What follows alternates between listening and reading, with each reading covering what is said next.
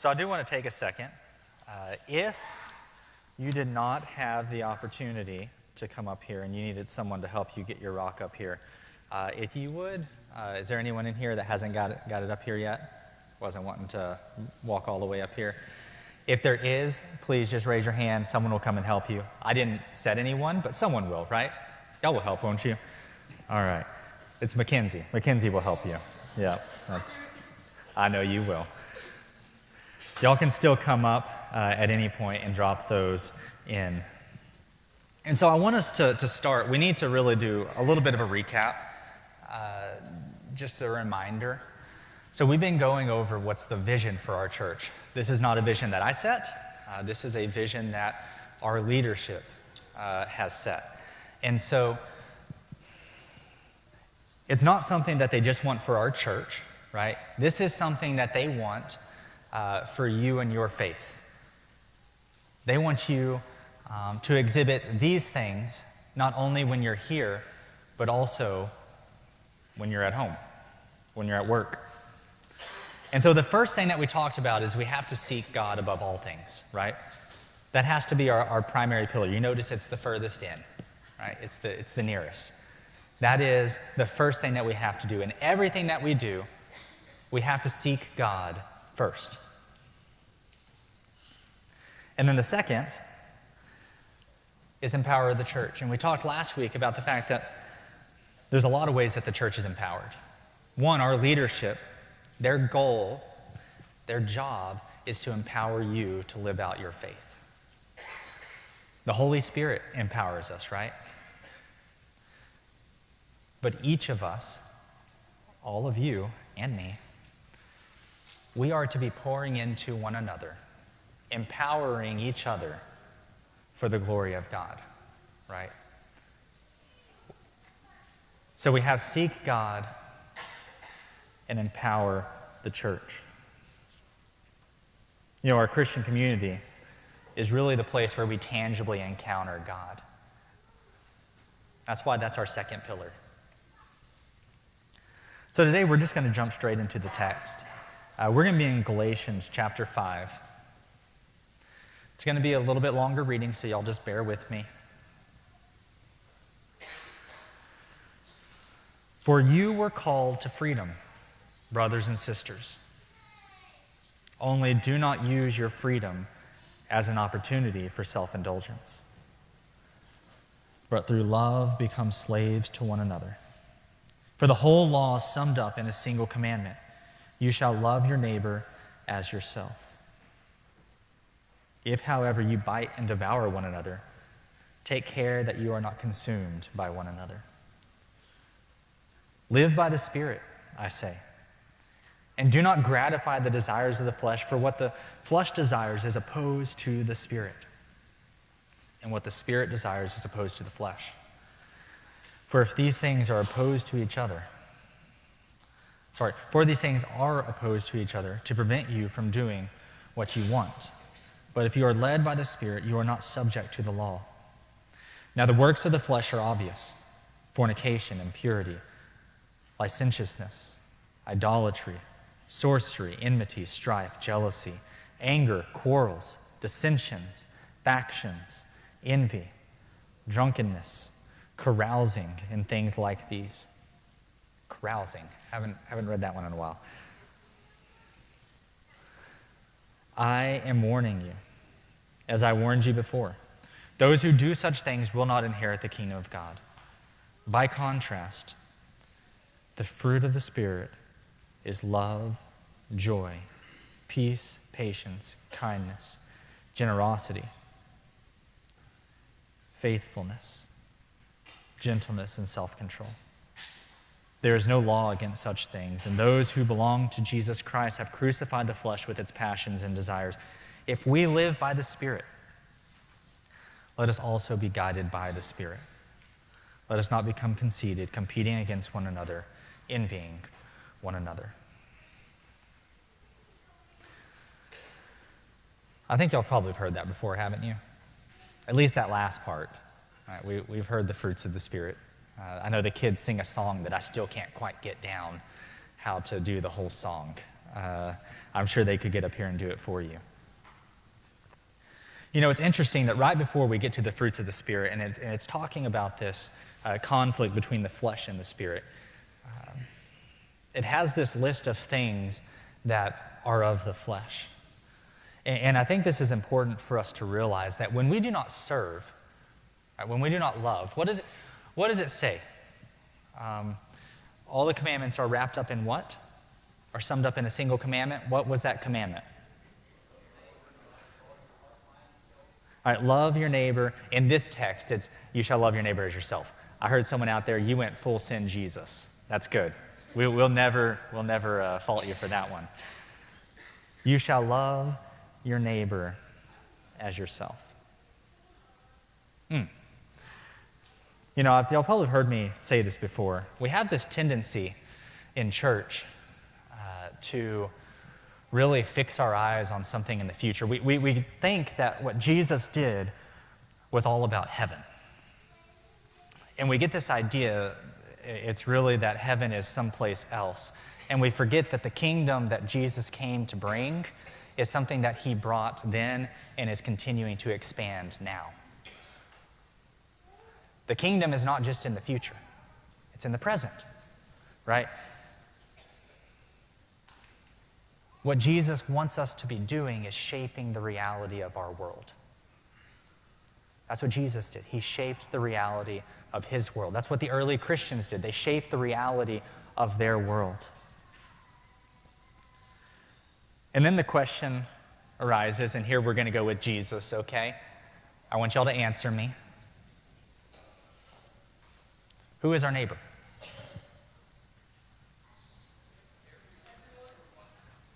Everyone, right? So Jesus tells this story. We're not going to go there, but, right, the Good Samaritan. And there's a lot of strife. There's a lot of hate between these two groups. And in the end, for the Jewish man who's beat up, who's left to die, the person that takes care of him is the last person he thought would do it.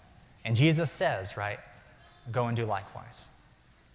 The people who are opposite of us, who we would least expect to be called our neighbor, those in fact are our neighbor.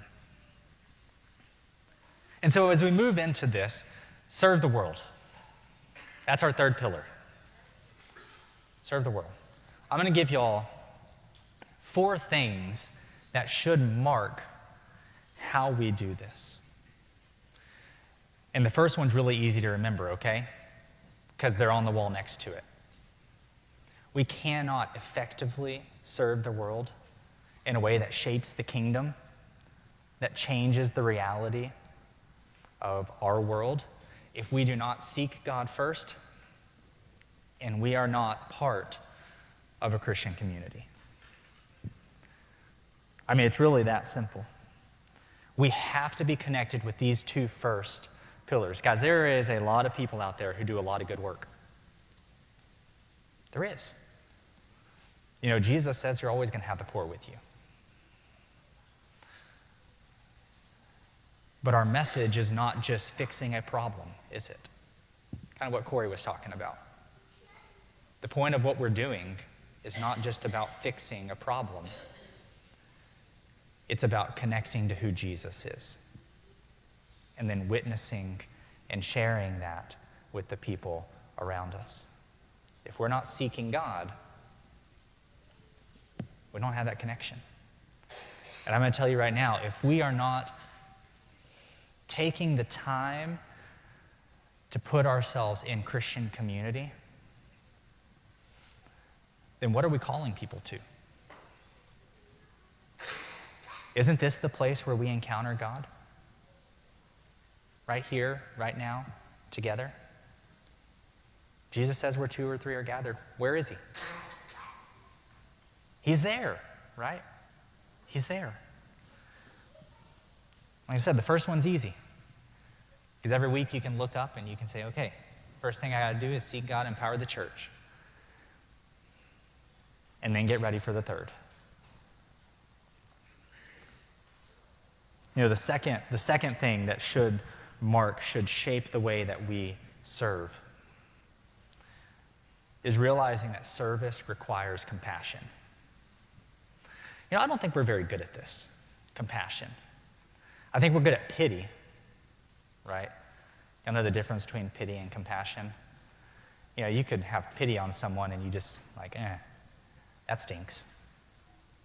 You're almost like, man, I'm sure glad that my life isn't like yours. But compassion forces you to enter in that with them, into the chaos. It's a lot easier not to have compassion. And really, wouldn't y'all say we live in a world that has very little compassion?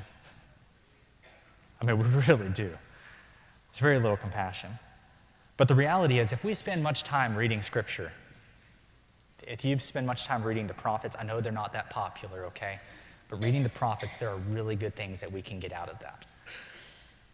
We see just how much God cares for the hurting. God cares for the vulnerable. God cares for those who are treated unjustly. And that God cares for those who are lost. See, we tend to look on them with suspicion. Don't we? When we see people like that, when we have people come to us and we know their past, or maybe we don't, but they have that certain look about them, aren't we suspicious of their motives, of what they're going to do? Guys, if we're going to serve the world, we have to lead with compassion. We have to. That has to be the very first, actually, I'm contradicting myself. It has to be the second thing that we do, right? We have to lead with compassion. And this leads to the next one. Because like I said, compassion requires entering in the situation with someone. And that's literally what it means. I'm not going to break down the whole Latin for you, but that's what it means. So the third thing that should mark how we serve, the first one, right? We got to be connected with the first two pillars to be able to shape the kingdom when we serve. We have to serve with compassion. And service requires sacrifice. Serving requires sacrifice. I can tell you there's very little that's more frustrating than when you put everything you have into a relationship, into helping someone, and then they throw it back in your face. Y'all been there? Yeah. That hurts, doesn't it? That's not fun. And the reality is, when we serve, there's a really good chance that's going to happen. It just is. When we serve, there's a really good chance that it's going to end up that what we put into it, we don't see the result maybe that we think we should. Maybe things don't go the way that we think they should. Maybe people don't take the opportunity that we think they should. Should that keep us from serving?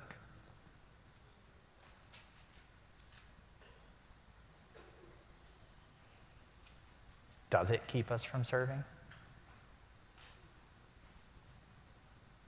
I don't know, I've been there before. I've chose not to do something because I think it's not going to do any good anyways. It's not a good place to be, is it? Recently, I started working out again, and I was listening to something, and a person said, you only start counting when it starts hurting. Right? You only start counting when it starts hurting. When you're working out, if you're working out and you don't really feel it, the truth is, are you really doing anything? No, you're really not helping yourself at all. You're not bettering yourself. It's only when you start feeling the pain, start feeling uncomfortable, do you really start getting to the point where you're helping yourself. It makes me think of Jesus as he's sitting in the temple, right? They're watching people come and give money. You have a lot of people that come, and they give large amounts, right? They give a lot of money. Do y'all know what Jesus says about them? He says they give out of their wealth. And then you have a widow. And she comes and she gives the equivalent of basically a penny. That's what it is. And what does Jesus say? Come on, what does Jesus say? She gave more than everyone else. She gave more than everyone else. And why? She gave what she had. Everyone else was giving out of their abundance. And she gave till it hurt. Do we really serve till it hurts?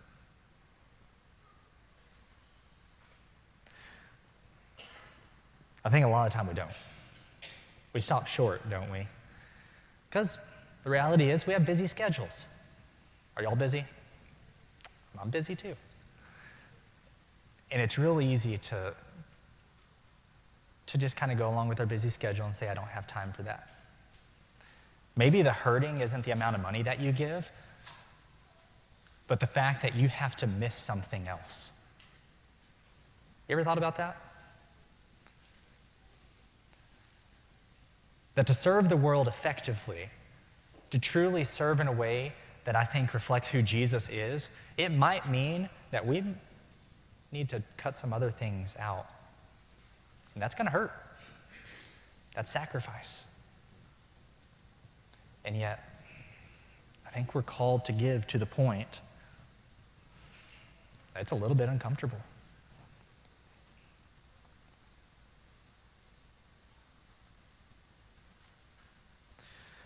I'm going to pause for just a second. I want to give y'all 2 reasons that I think we don't serve. And then we're going to get to our last one. I really think there's 2 reasons that we don't serve, but when I was growing up, we would play, and some of the students here have played Jailbreak. I grew up in what's called Southgate down in San Angelo. Huge auditorium, massive. And it was an octagon of all shapes. And so there were 6 entrances into the auditorium. All right? So, you go kind of around. There's 6 entrances, and then you have the two walls in the front. I don't know how many people would say. It'd probably be, I don't even want to guess, probably 1,000 minimum. Very large auditorium. And so we would play Jailbreak. And in this game, the point of the game is to win, right? So those who are the cops are trying to catch all of the robbers. It's not cops and robbers, so we'll say criminals, okay? And so the criminals get to hide. Well, I was privy to some additional information. I was really competitive and liked to win. My grandfather was the one who built some of the furniture in the church. And so I knew that these particular pieces of furniture, they didn't have a back.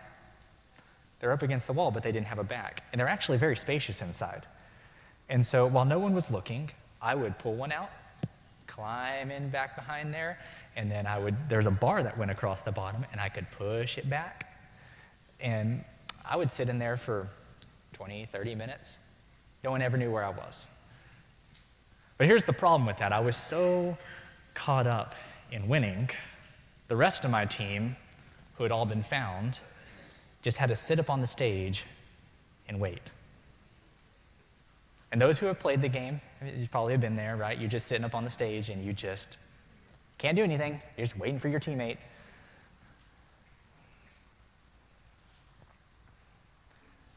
Sometimes we want to win so bad. We get so focused on what God has given us that we clench our fist and we just won't let go. We won't let go to the thing that was freely given to us. and freely give it to other people. Isn't that interesting? God freely gives it to us, and yet we have this tendency to just hold on to it and guard it. And I think that's one reason that we don't serve. Because we're so focused on ourselves, our relationship with God, that we forget that it's not about us. It's about Jesus, isn't it? It's about his kingdom.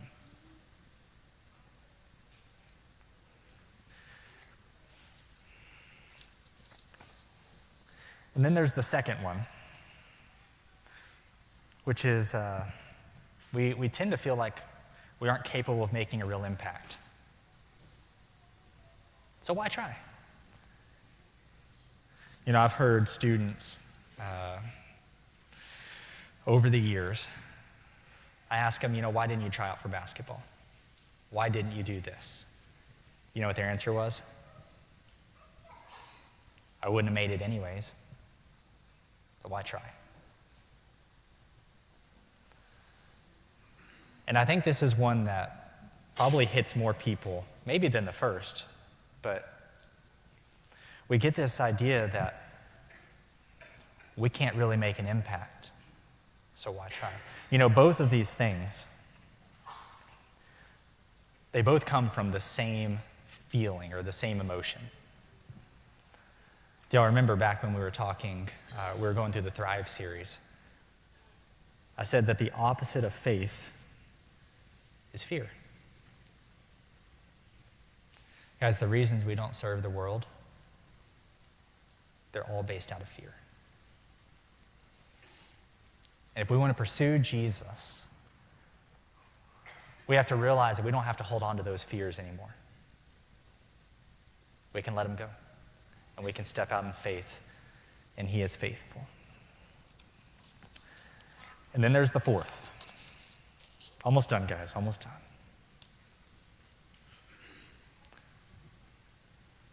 The fourth thing that you need to know, the fourth thing that shapes how we serve, is that service is more than a church event. But it is a community effort.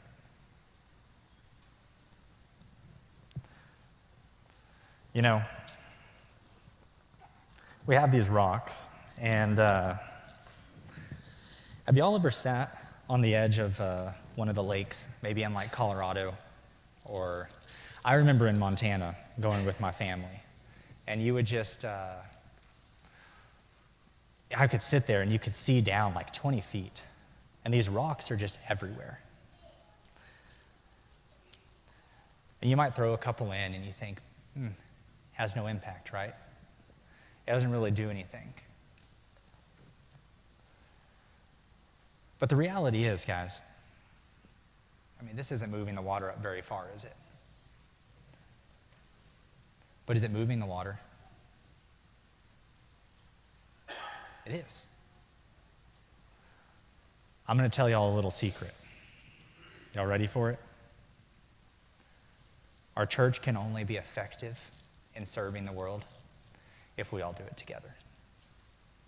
Right? Because every single rock y'all placed in here got it closer to the top. It's only going to get full if everyone pours in.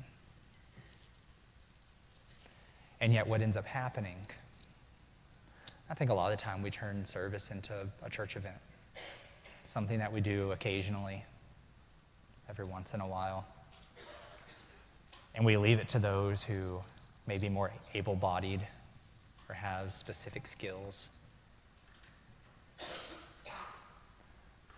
I don't know what your skill is. I don't know how God plans on using you. But I do believe that God plans on using you. I don't care if you're 90 years old. God plans on using you. He has a purpose for you. I don't care if you're 5, right? God has a purpose for you.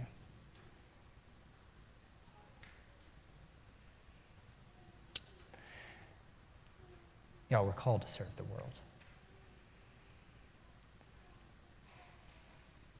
Jesus' mission. It's why Jesus came. He came to serve, but not to be served, but to serve. Why would our calling be any different than his?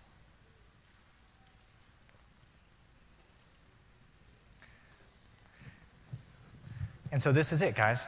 We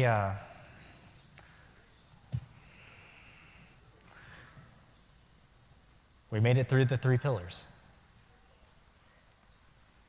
Let these be something that shape who we are. Not just our community, but in our individual daily lives.